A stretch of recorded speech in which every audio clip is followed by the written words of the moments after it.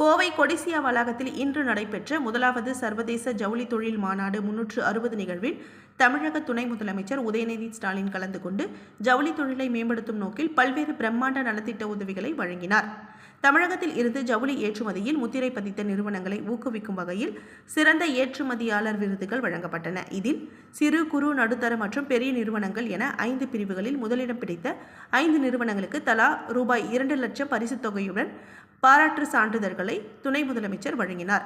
மேலும் 10 நிறுவனங்களுக்கு பாராட்டு சான்றிதழ்கள் வழங்கப்பட்டன.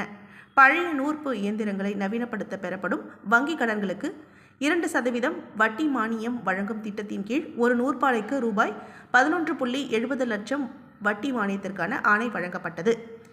அதேபோல் சாதாரண விசைத்தறிகளை நவீன ரேப்பியர் தறிகளாக மாற்றவும் புதிய தறிகள் வாங்கவும் 12 விசைத்தறியாளர்களுக்கு மொத்தம் ரூபாய் 67.49 லட்சம் மானியமாக வழங்கப்பட்டது. துணி நூல் பதனிடும் பிரிவில் புதிய ஆலைகள் தொடங்கவும் விரிவாக்கம் செய்யவும் முன்வந்த 3 நிறுவனங்களுக்கு மூலதன முதலீட்டு மானியமாக சுமார் ரூபாய் 1092 கோடி வழங்க அரசின் கொள்கை அளவிலான ஒப்புதல் ஆணை வழங்கப்பட்டது. இது ஜவுளித்துறையில் மிகப்பெரிய வேலைவாய்ப்புகளை உருவாக்கும் என எதிர்பார்க்கப்படுகிறது.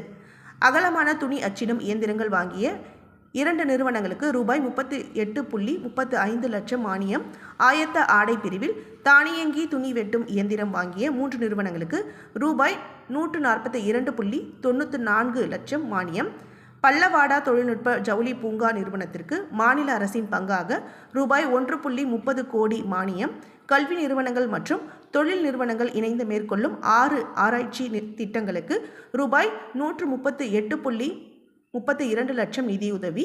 இந்த மாநாட்டின் மூலம் கோவையின் ஜவுளி தொழில் உலக தரத்திற்கு உயரும் என்றும், குறிப்பாக செயற்கை இழைகள் மற்றும் தொழில்நுட்ப ஜவுளி பிரிவில் தமிழகம் முதன்மை மாநிலமாக திகழும் என்றும் துணை முதலமைச்சர் தனது உரையில் குறிப்பிட்டார்.